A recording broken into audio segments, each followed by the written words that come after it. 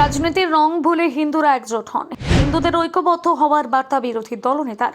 আন্তর্জাতিক মানবাধিকার কমিশনের হস্তক্ষেপের দাবি। হাসিনার সরকারের পতনের পর থেকে উত্তপ্ত বাংলাদেশ জুড়ে ভয়ঙ্কর পরিস্থিতি। সেখানকার সংখ্যালঘু হিন্দুরা বিপন্ন বোধ করছেন। তাদের জীবন জীবিকার সম্পত্তি কোনো কিছুই সুরক্ষিত নয় বলে অভিযোগ। এই আবহে হিন্দুদের ঐক্যবদ্ধ হওয়ার বার্তা দিলেন বিধানসভার বিরোধী দলনেতা শুভেন্দু অধিকারী। তিনি আবেদন করেছেন প্রত্যেক হিন্দু যাতে রাজনীতির রং ভুলে ঐক্যবদ্ধ হয়ে প্রতিবাদে সামিল হয়। শুভেন্দু অধিকারী বলেন, মানবাধিকার লঙ্ঘিত হয়েছে। ইসকনের পক্ষ থেকে যারা গোটা পৃথিবীব্যাপী ছড়িয়ে আছেন তাদের ভয়ঙ্করভাবে রিয়্যাক্ট করা উচিত। বাংলাদেশে হামাস, আইএস, তালিবানের থেকেও খারাপ একটি জঙ্গিবাদ কাজ করছে বলে এদিন জানিয়েছেন বিধানসভার বিরোধী দলনেতা। তিনি বলেন, সন্ন্যাসীদের আইনজীবীদের মৃত্যুমুখে ফেলা হচ্ছে, নয়তো গ্রেপ্তার করা হচ্ছে। গোটা পৃথিবীর হিন্দুদের সময় হয়েছে রাজনীতির রং ভুলে ঐক্যবদ্ধ হওয়া। একই সঙ্গে সে দেশের পরিস্থিতি নিয়ন্ত্রণে আন্তর্জাতিক মানবাধিকার কমিশনের হস্তক্ষেপ দাবি করেছেন শুভেন্দু অধিকারী। এটাই প্রথম নয়, আগেও হুঁশিয়ারি দিয়েছেন শুভেন্দু।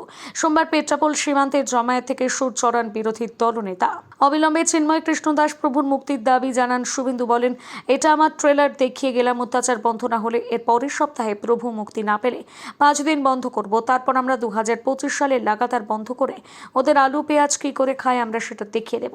ভারতের পতাকা যারা পদদলিত করছে 71-এর রাজাকারের মতন, যেমন পাকিস্তানে আমি চিফ আত্মসমর্পণ করেছেন, এই রাজাকারের নতুন বাচ্চাদের ভারত আত্মসমর্পণ করাবে।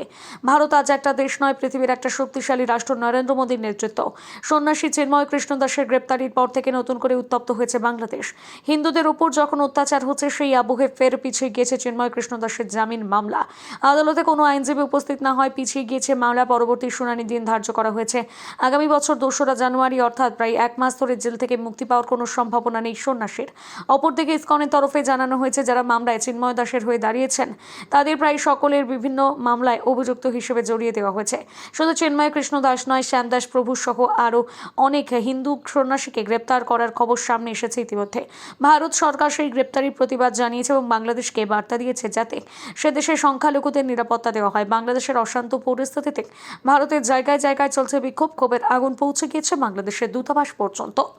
ভারত সরকারের কাছে এবং জাতিসংঘের কাছে হিন্দুদের অস্তিত্ব বাঁচানোর জন্য অবিলম্বে জাতিসংঘ বাংলাদেশে হস্তক্ষেপ করে হিন্দুদের বাঁচানো শুধু নয়, হিন্দু অস্তিত্ব, হিন্দু মন্দির রক্ষা করার কাজ করুক। পেট্রাপোল সীমান্ত দিয়ে বাণিজ্য বন্ধ থাকবে। আজকে সকাল 6টা থেকে বাণিজ্য বন্ধ আছে এবং আমি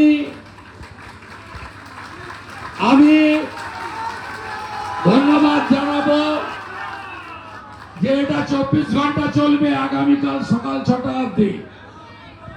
এটা আমরা ট্রেলার দেখিয়ে গেলাম।